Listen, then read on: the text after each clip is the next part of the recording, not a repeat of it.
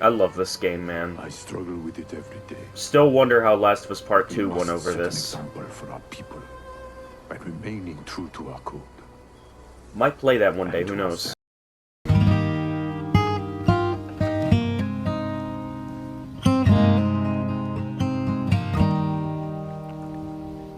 If I ever were to lose you, I'd surely lose myself. Everything I have found here, I've not found by myself. Try and sometimes you'll succeed to make this man of me. All my stolen missing parts I've no need for any more, 'cause I believe, and I believe 'cause I can see our future days, days of you and me.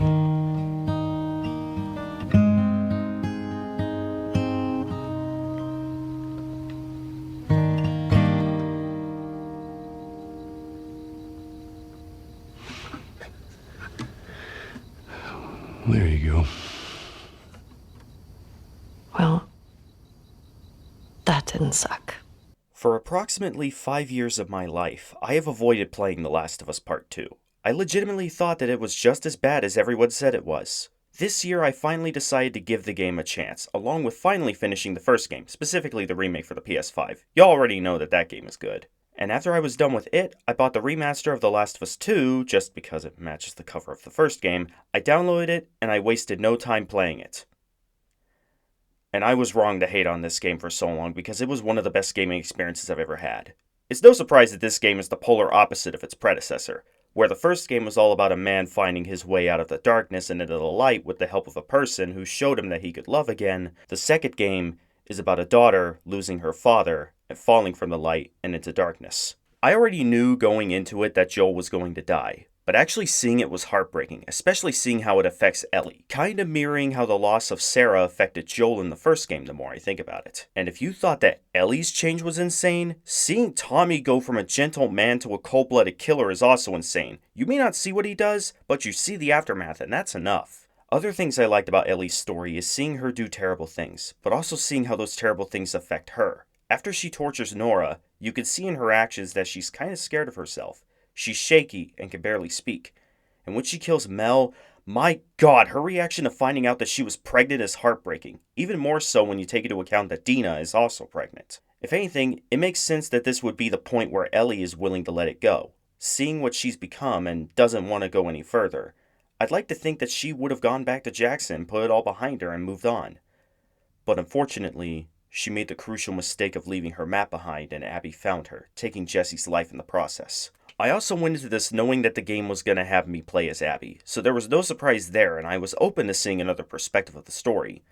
Another thing that didn't surprise me was finding out that the doctor Joel killed in the first game was her father. I didn't exactly go into this spoiler-free after all. I do like how this is framed though. After Ellie assumes that she killed Joel because he prevented them from making a cure, they show us the real reason.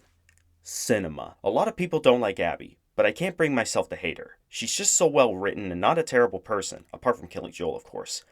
And seeing her bond with Lev was great too, pretty similar to how Joel bonded with Ellie in my opinion. Another thing is that the game makes you like all of Abby's friends, only to be reminded that Ellie and Tommy fucking killed them all. Even the dog, man! Speaking of, the scene where Abby returns to the aquarium and finds Owen, Mel, and Alice dead is perfect. She collapses to the ground, throws up, and starts crying. Then Lev gives her the map that Ellie left behind, and she goes from sadness to anger. I'll say it again. Cinema. Snap back to the end of Ellie's story, we now have the Ellie boss fight. Sure, it's easy, but she is going up against a woman who can bench 275 and is built like an ox, so it kind of makes sense. Now let's talk about the moment that pisses a lot of people off. Abby trying to kill Dina after knowing that she's pregnant. Sure, Ellie didn't know that Mel was pregnant until after she killed her, but Abby doesn't know that. In her mind, Ellie did it knowing she was pregnant. Doesn't mean she's right, but it's justifiable at least. And it's a good thing that she and Lev grew close in the story, otherwise she would have actually done it, and we don't want baby girl to die! Flash forward about a year, I assume, and Ellie is living happily with Dina and the baby JJ, which you cannot convince me that it doesn't stand for Joel Jr. I'm not okay, man. And just when we think that Ellie is happy, we get hit with her having PTSD of Joel's death, showing that she still hasn't moved on. And when Tommy shows up with news of Abby being captured, she at first doesn't go for it, but later that night, she leaves and goes after her, sacrificing her good life with Dina and JJ in pursuit of revenge. This game is so depressing, man. Of course, we have a short segment of gameplay with Abby leading up to her capture and finding out that there are indeed other Fireflies out there. Owen was right all along. Poor guy. Then we cut back to Ellie and she fights like hell to get to Abby. She'll chase her to the ends of the earth at this point, and after all that, we get the final confrontation. Abby's hair is shorter, and she's been hanging on a post for who knows how long. I like that Ellie doesn't attack her at first after cutting her down, instead seeing her be more concerned about Lev and hesitating. She follows them out to the boats and is about to just let them go, until she's reminded of Joel once again and chooses to fight her.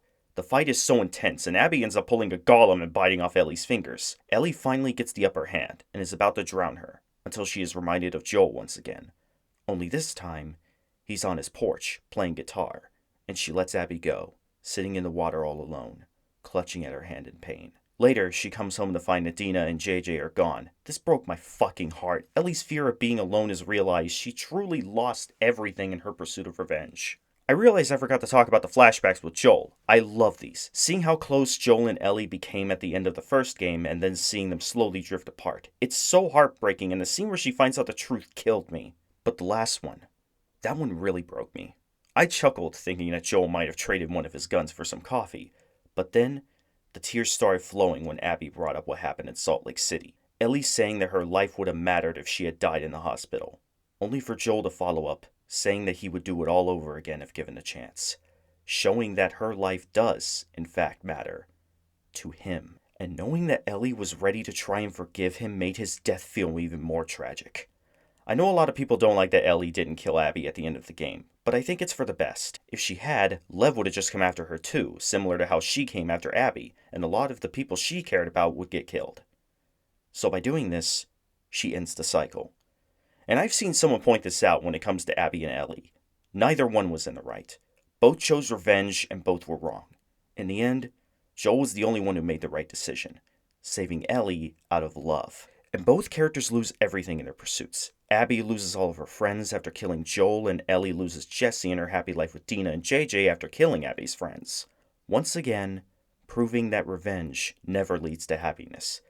This game is very depressing, but I love it to pieces. Probably more than the first game. Please be nice to me. And I definitely understand why people don't like this game. Everything people hate about it is valid. Just all of these things don't bother me personally.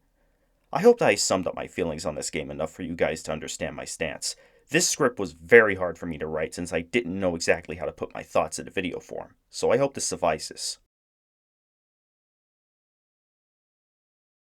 And then I went on to play Doom the Dark Ages to cure my depression.